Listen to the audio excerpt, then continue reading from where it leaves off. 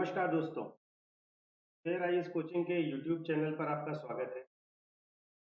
Mains writing session में हम लोग डेली 2 क्वेश्चंस करते रहे हैं। अभी हमने एरिया वाइज इसको डिवाइड कर दिया है और जैसा मैंने आज आपको बताया था, अब हम पर्सनालिटी बेस्ड मॉडर्न इंडिया के क्वेश्चंस। पर्सनालिटी बेस्ड क्वेश्चंस करने से पहले हमें उन एरिया पर ध्यान देना है जो बेसिकली बहुत इंपॉर्टेंट है। अगर आज की डेट में आप देखें तो ज़्यादा क्वेश्चंस बनने की संभावना भगत सिंह, सुभाष चंद्र बोस, अंबेडकर, सरदार पटेल और गांधी, ये वो नाम है जिन पर क्वेश्चन बनने की संभावना सबसे ज्यादा है। हाल फिलहाल की घटनाक्रम और बाकी सारी चीजों को देखते हुए इन लोगों का नाम मैंने शॉर्टलिस्ट किया। तो इन पर बहुत ही डीप इंसाइट लीजिएगा। आपका डॉक्टर अंबेडकर हुए, गांधी हुए। गांधी और अंबेडकर हमेशा इंपॉर्टेंट, ठीक है। और रिसेंट समय में देखें तो भगत सिंह क्यों कि आपने देखा है कि भगत सिंह का फोटो गांधी की जगह कुछ सरकार इस्तेमाल करने लगी है, ठीक है। तो भगत सिंह, सुभाष चंद्र बोस, ठीक है, और सरदार पटेल, ये वो फ्रीडम फाइटर्स हैं जिन पर आपको मेंस का टॉपिक ज्यादा तैयार करना है, प्री का भी तैयार करना, ठीक है। तो ये तो हो गया एक बात। अब आज के क्वेश्चन पर आते हैं। आज के क्वेश्चन की अगर हम बात करें तो आज का क्वेश्चन डॉक्टर अंबेडकर पर है। डॉक्टर अंबेडकर एक बहुत बड़ी हस्ती हैं भारतीय स्वतंत्रता संग्राम की भी और उसके बाद की भी, आजाद भारत की। तो क्वेश्चन ये है कि स्वतंत्रता संग्राम से पहले और बाद में डॉक्टर अंबेडकर के योगदानों की चर्चा करें। Discuss the contribution of doctor Ambedkar in pre and post independent India. तो हमें डॉक्टर अंबेडकर के कॉन्ट्रीब्यूशंस पर चर्चा करनी। डॉक्टर अंबेडकर का एक बेसिक बैकग्राउंड लेंगे सबसे पहले। डॉक्टर अंबेडकर का जन्म 14 अप्रैल 1891 में एक महार फैमिली में हुआ था। ये बहुत ही बड़े इंडियन ज्यूरिस्ट, इकोनॉमिस्ट, पॉलिटिशियन और सोशल रिफॉर्मर थे। भारत की कॉन्स्टिट्यूशन की ड्राफ्टिंग कमेटी के चेयरमैन भी थे और भारत के पहले लॉ मिनिस्टर। ये बड़े सोशल रिफॉर्मर होने के साथ साथ ऑथर भी थे, इकोनॉमिस्ट भी थे और इसके साथ साथ बहुत सारी कंपैरेटिव लैंग्वेजेस के स्कॉलर भी रहे। ये इनका बहुत बड़ा एक व्यक्तित्व था जिसके बारे में हम ब्रीफ इंट्रोडक्शन देते हैं अपने इंट्रोडक्शन। अब हम बात करते हैं कि इंडिपेंडेंस से पहले यानी कि प्री इंडिपेंडेंस के दौर में अंबेडकर के योगदान क्या थे। डॉक्टर अंबेडकर ने सबसे महत्वपूर्ण काम फाइट अगेंस्ट अनटचेबिलिटी किया था। छुआछूत और अस्पृश्यता के अगेंस्ट जो उन्होंने युद्ध किया वो इंपॉर्टेंट को खत्म करने का जो प्रयास किया। तो 1923 में उन्होंने बहिष्कृत हितकारिणी सभा का गठन किया। सबसे पहली चीज 1923 में बहिष्कृत हितकारिणी सभा का गठन किया, जिसको आप इंग्लिश में आउटकास्ट वेलफेयर एसोसिएशन कहेंगे। बहिष्कृत मतलब वो दलित जातियां, ठीक है। और इन्होंने इसके द्वारा एजुकेशन एंड कल्चर का प्रमोशन किया दलित जातियों में। शिक्षा, देखिए शिक्षा का ही पावर है जो अंबेडकर कर रहे हैं। उन्होंने एजुकेशन और कल्चर को इन लोगों में बढ़ाने का प्रयास किया। इसके बाद 1927 में उन्होंने बहुत सारे मूवमेंट्स और मार्च किए, जिसमें उन्होंने दलित कॉन्शियसनेस को जगाने का प्रयास किया और लोगों के लिए, दलित जातियों के लिए public drinking water resources open up करने के लिए ये बहुत सारे मूवमेंट्स 1927 मार्च किए। बाद 1932 का पूना पैक्ट है। पूना पैक्ट हुआ था 1932 में। एक्चुअली ये हुआ था कि ब्रिटिश गवर्नमेंट ने कम्युनल अवार्ड्स घोषित किया था जिसमें डिप्रेस्ड क्लासेस को उन्होंने सेपरेट इलेक्टोरेट दे दिया, ठीक है। सेपरेट इलेक्टोरेट मतलब पृथक प्रतिनिधित्व, ठीक है। अब 1936 में गांधी अंबेडकर साहब तो इसके लिए बहुत खुश हुए, लेकिन गांधी जी इसके अगेंस्ट में आमरण अनशन पे बैठ गए थे यरवदा जेल में, हिस्ट्री में आपको याद होगा। और उसके बाद मदन मोहन मालवीय की मध्यस्थता से उनकी मीडिएटरशिप में एक समझौता हुआ जहां पर यह डिसाइड किया गया कि इनको सेपरेट इलेक्टोरेट ना देकर के रिजर्वेशन दे दिया जाए, और ये था पूना पैक्ट। तो बड़ा कॉन्स्टिट्यूशनली आप कह सकते हैं, लीगली कह सकते हैं कि बड़ी जीत थी अंबेडकर की। उन्होंने दलित प्रतिनिधित्व को चुनाव की प्रक्रिया में इंश्योर किया था। इसके बाद 1936 में उन्होंने इंडिपेंडेंट लेबर पार्टी बनाई, ये इंपॉर्टेंट ईयर है।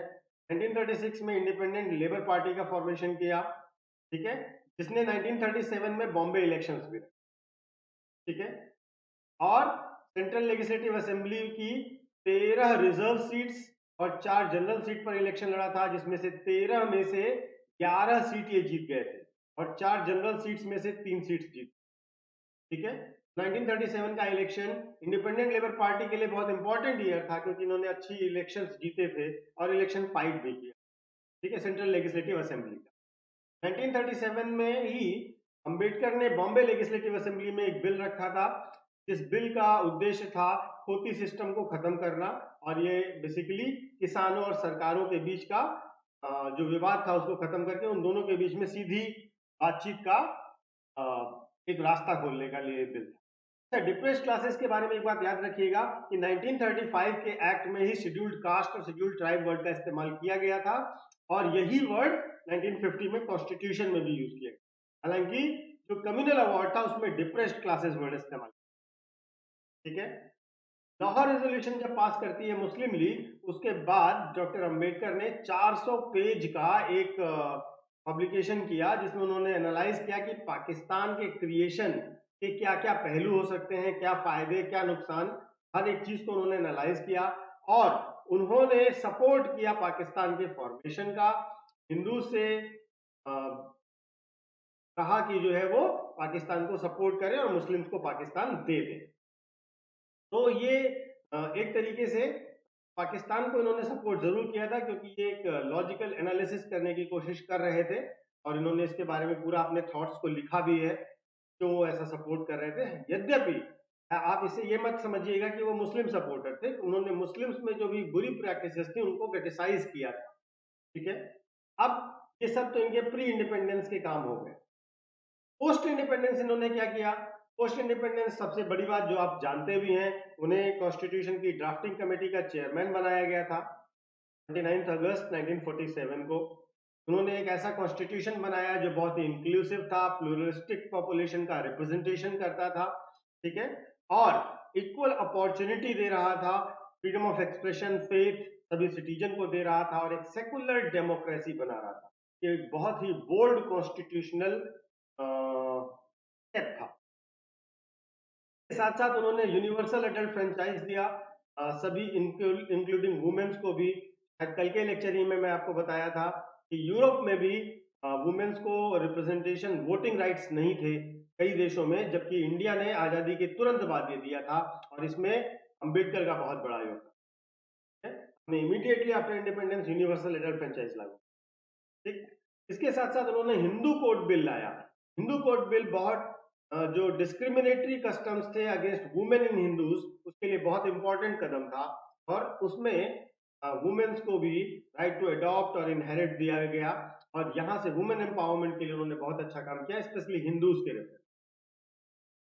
इसके साथ साथ कई सारे देश के बड़े इंस्टीट्यूशंस भी डॉक्टर अंबेडकर के कंट्रीब्यूशन की तरह के कारण बन सके, जैसे सेंट्रल वाटर कमीशन, ठीक है, जो CWC है, इसका फॉर्मेशन। इसके साथ साथ central waterways, irrigation, navigation commission, central technical power board, ये इंपॉर्टेंट इश्यूज थे जो इकोनॉमिक्स और फर्दर पॉलिटिक्स के लिए बहुत जरूरी थे, पॉलिटिकल कॉन्सेंसस के लिए बहुत जरूरी थे।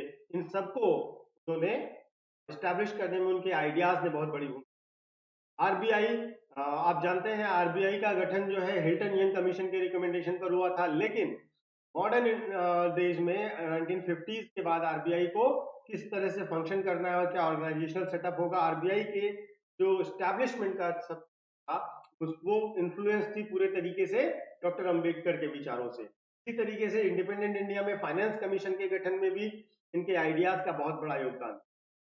इसके साथ साथ इन्होंने इंटर वाटर डिस्प्यूट एक्ट 1956 पास करवाया, और रिवर बोर्ड 1956 पास करवाया, जो कि बेसिकली उन्हें ये इनकी फार साइटेडनेस दिखाता है कि वाटर को लेकर के जब स्टेट्स के बीच में डिस्प्यूट होगा तो उसको कैसे हम लोग को सॉल्व करना है, इसके लिए उन्होंने पहले से तो आप अगर देखेंगे तो भारत में डॉक्टर अंबेडकर की जो पोजीशन है उसके हिसाब से आप कह सकते हैं कि he is one of the makers of modern India. अगर हम मेकर्स ऑफ मॉडर्न इंडिया की बात कहते हैं तो उसमें हम अ, पंडित नेहरू, महात्मा गांधी और टैगोर की बात करते हैं मोटे तौर पर, मतलब ब्रॉडली। लेकिन he was also included in the makers of modern India. इनका कंट्रीब्यूशन, इनकी इंसाइट, इनका नॉलेज, इनकी स्टडीज बहुत ही ब्रॉड है, बहुत ही वास्ट है। इन्होंने दलित और महिलाओं के रिफॉर्म के लिए जो रिफॉर्म्स के कदम उठाए वो बहुत ही सिग्निफिकेंट है, प्री इंडिपेंडेंस इंडिया में भी और पोस्ट इंडिपेंडेंट इंडिया में। तो ये सारी चीजें हैं जिन चीजों को आपको इंक्लूड करना है अपने इस आंसर में। इसके सिवा अगर कोई और भी पॉइंट्स हैं जो आप ऐड करना चाहते हैं तो कर सकते हैं। मैंने एडमिनिस्ट्रेशन, पॉलिटिक्स और इकोनॉमिक्स, 3 एरिया में इनके कंट्रीब्यूशन को आपको मेंशन किया। तो आप इस हिसाब से देख लीजिएगा। कॉन्स्टिट्यूशन की फ्रेमिंग में भी इनका योगदान आप समझ सकते हैं। अब आप समझिए, अगर इन्होंने कॉन्स्टिट्यूशन की फ्रेमिंग करी है, आप समझ सकते हैं कि जो भी प्रोविजंस हैं आप उसका क्रेडिट भी उनको दे सकते हैं, जैसे equal pay for equal work. ये बहुत ही इंपॉर्टेंट प्रिंसिपल है मॉडर्नाइजेशन के। ये डिस्क्रिमिनेशन को भी खत्म करता है। इन्होंने जो कॉन्स्टिट्यूशन दिया वो एक तरीके से बड़ा ही रिवोल्यूशनरी कॉन्स्टिट्यूशन था और बहुत ही बैलेंस्ड भी था, जो आज तक 70 साल के बाद भी बेहतरीन वर्क कर रहा है इंडिया की डेमोक्रेसी। इसलिए डॉक्टर अंबेडकर के बारे में इतनी सारी चीजें मैंने आपको बता दी। आप अपने हिसाब से इस आंसर को फ्रेम कर सकते हैं और इस तरीके का कंक्लूजन जो मैंने लास्ट में बताया आप पुट ऑन कर सकते हैं। अगर कोई भी आपको डाउट है तो आप क्वेश्चन पूछ सकते हैं, कमेंट कर सकते हैं, और अगर आपको लगता है कि सारी चीजें सही हैं तो आप इसको जरूर लिखिएगा। ये बहुत इंपॉर्टेंट एरिया होने वाला है। कल हम लोग कल है वेंसडे, तो वेंसडे को तो हम लोग पॉलिटी करें, ठीक है? तो वेंसडे थर्सडे हम लोग का पॉलिटी का सेगमेंट रहेगा। आज के लिए इतना। Thank you so much.